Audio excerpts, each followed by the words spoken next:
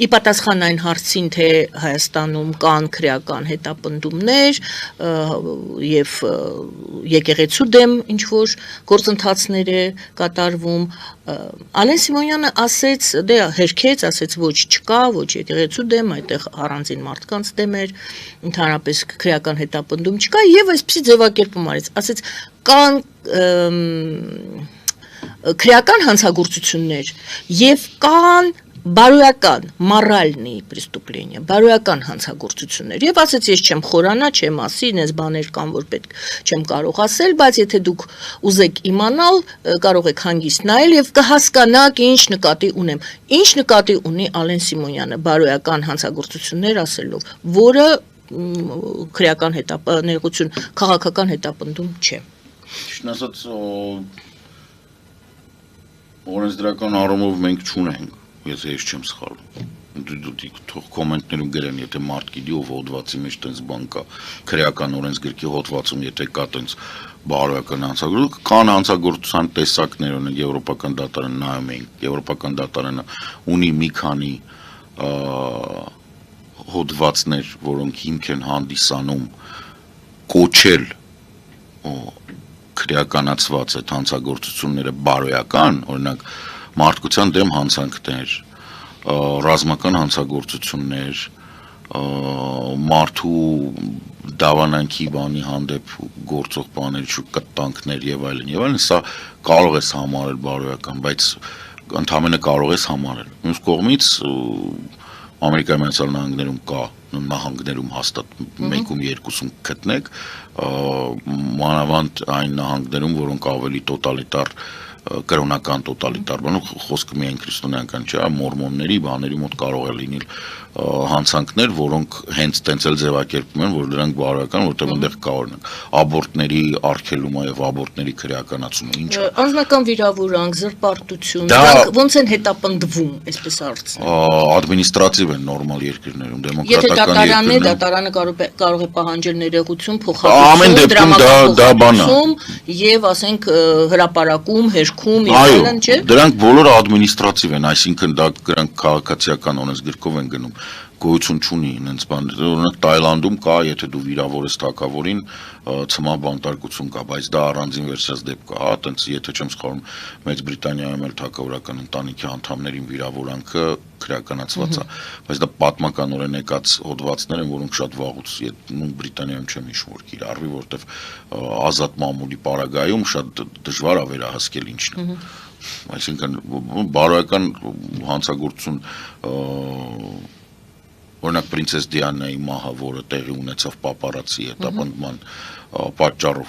պապարացի գործողությունները անձնական կյանքի ներխուժում էր։ Այդ ներխուժման հետևանքով վարորդները հանգստացավ Փարիզում այդ արագությունը գերազանցել եւ տունել մտնելուց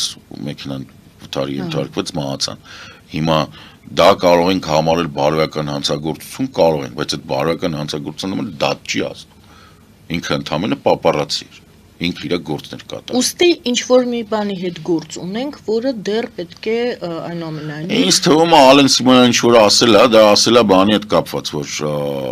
ան ինչ է։ Այդ բլոգերների հետ։ No, բլոգերների չէ։ Ինչ այդ որ գնա քերակնոջը դոմփի բան այդ Նիկոլի ասած այդ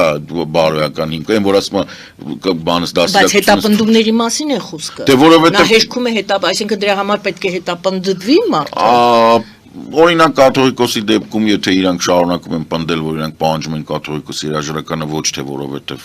կաթողիկոսը ռազմական հանցագործ Պուտինից ստացել է երկրորդ կարգի շքանշան այլ որովհետեւ կաթողիկոսը ինչ որ մի պահ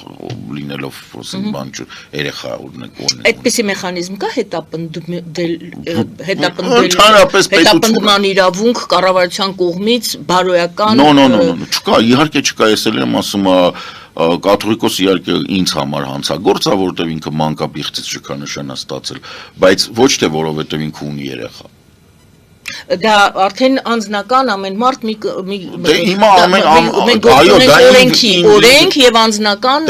գնահատականների մասին է։ Այն ինչի մասին, որ կառավարությունը արդեն երկար այդ մարդը օրենքով կարող է հետապնդվել։ Հիմա եթե իրանք ունեն ապացույց Եվ մեխանիզմ պետք է Չէ, լինի։ եթե իրանք ունեն ապացույց, որ հայ առաքելական եկեղեցու բարձրաստիճան պաշտոնյաներ կատարել են երրորդ երկրի հետախուզության պահանջ հրաման։ Ապացույց։ Դե ասում եթե ունեն ապացույց։ Ահա, այո, ներողություն։ Ապա դա հիմք է քրեական հետապնդման ընթացքում կանգ առնելու հրաման տալու եւ կանգ չառնելու դեպքում գլխից կրակելու։ Որտեւ եթե վազում է քեզանից բախտում ասում ես կանգնի, մի հատ օթես կրակում չի կանգնում, հանգիստ կարաս սպանես, որտեւ ունես ապացույց, որ ինքը երրորդ երկրի հետախուզության հրամաններ է կատարել։ Էսա գործունեություն, էսա գործողությունները։ Գոյություն չունի լմլմցնել, եկեք մի քիչ էլ վայ 4 ամիս առաջ ասեցինք, որ հետախուզության հետ աշխատում 4 ամիսա ձենձունը չկա։ Ավելին գնում են այն երկիր, որի հետախուզության համար այդ կդրիչի աղբերը աշխատել է, եւ ասենք այդտեղ ինչ որ բան են անում։ Դե մենք հապկից չենք դուրս։ Ոնց հապկից չես դուրս գալի։ Հապկին չես սառեցնում։ Ոնց կարա Հայաստանի Հանրապետությունը շարունակի ունենալ անվտանգային առումով հարաբերություններ այն երկրի հետախուզությունների հետ, որոնք քո տարածքում իրականացնում են հակապետական գործունեություն, օգտագործելով մարդկանց, ում դու ասում ես, որ սրանք երրորդ երկրի բան են, գործակալներ են։ Ինչ որ շիզոֆրենիկ բաներ չեք տեսնում։ Գուցե ուրիշ երկրի նկատի ունեն։ Ուրիշ երկրի կապ չունի։ Ուրիշ երկրի, այդ որ երկիրն է, որ կտրիճը Սահակյանն ապրել է յա Ռոստովում, յա Պիտերում, յա Մոսկվայում, այդ որ երկիրն է, որ ինքն էլ կատարում է ուրիշ հրամաններ։ Չարի ինչ ասեն, Ուզբեկստանը, Մոնղոլիան, Սվազիլենդը։ Շատ մեծ բան եմ տեսնում, վտանգ եմ տեսնում, որովհետև մարդկանց հոգնեցնում են, ուղեղները լվանում են։ Ստեղծում են տպավորություն, որ ինչ որ բան լուծվել է։ Արդեն ակտիվորեն արդեն չի քննարկվում, իրանք խաղաղություն չկա, կրկնում եմ, խաղաղության պայմանագիրը մինչև չլինի, խաղաղություն չկա։ Ներողություն, խաղաղության պայմանագիրը կարող է լինել, բայց չվավերացվել։ Խաղաղության պայմանագիրը որ ասում եմ, ռատիֆիկացված, Դե ժամանակական կարող է մեր նրանց, բայց մի հատ էլ մի բան ասեմ։ Ադրբեջանը տոտալիտար պետություն է։ Եվ Ադրբեջանում նույնիսկ ռատիֆիկացված խաղաղության պայմանագիրը ունի 0 արժեք։ Դրա համար եմ ասում, խաղաղությունը Հայաստանի այն պետականության միջև, որի կենտրոնը կլինի Աբշերունյան թերակղզին, գոյություն կունենա միայն այն ժամանակ, երբ այդ Աբշերունյան թերակղզու շուրջ ձևավորված պետականությունը կարող է նույնիսկ չկոչվի Ադրբեջան, եւ մեծ հավանականությամբ չի կոչվելու Ադրբեջան, լինի ժողովրդավարական։ Իսկ քանի որ մշակութային, պատմական, մարդաբանական առումով այդ տարածաշրջանում բնակվող օղուզների զավակները ունակ չեն ժողովրդավարությունը յուրացնեն, ավելի լուրջ երկրներ, ինչպիսիք Ղազախստանն են, Ղրղզստանն են, որոնք այդտենց խնդրեմ չունեն, իրանք իդենտիֆիկացիայի խնդրեմ չունեն, իրանք Ղազախ են, իրանք չունեն, որ տիպը մենք անպայման պետք է, չգիտեմ, ուզբեկներին մորթենք, որ սաղին ապացուցենք, որ մենք Ղազախ ենք, իրանք Ղազախ են։ Նույնիսկ իրանց մոտ ժողովրդավարությունը ոչ ամբողջական եւ մեր պատկերացմամբ չի տեղի ունենում։ Իսկ այդ օղուզների մնացորդների մոտ պետք է հիշել օղուզները եւ նրանք ովքեր այդտեղ օղուզները Սելջուկյան ցեղն է, էլի, որը եկել է, դրանք Թուրքեստանից վռնդվել են, որտեվ անպետք էին։ Դրանք 10-րդ դարում ընդեղից վռնդվել են, որտեվ անբան էին եւ անպետք։ Եվ ժանտախտ էին տարածում հայի դեպ։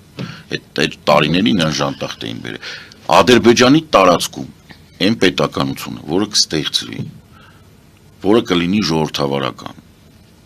չի հավանական, բայց այ իրա հետ հնարավոր կլինի խաղաղություն։ Ոչ մի այլ պարագայում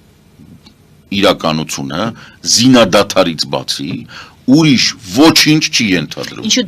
դուք դա կապեցիք նախընտրական իմ հարցին։ Որովհետև ուղեղները լվանում են եւ ասում են, որ խաղաղություն է։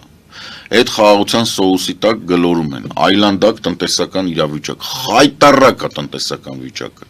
խայտառակություն է, խայտառակ սոցիալական ծրագրեր են իրականացվում։ Կարճ ասեմ, հա, ասենք վերցնում են պարտադիր բան, բժշկական, որի տակ ապահովագրություն, որի տակ վերցնում են երեխաներին, եւ 65-ից բարձր մարդկանց։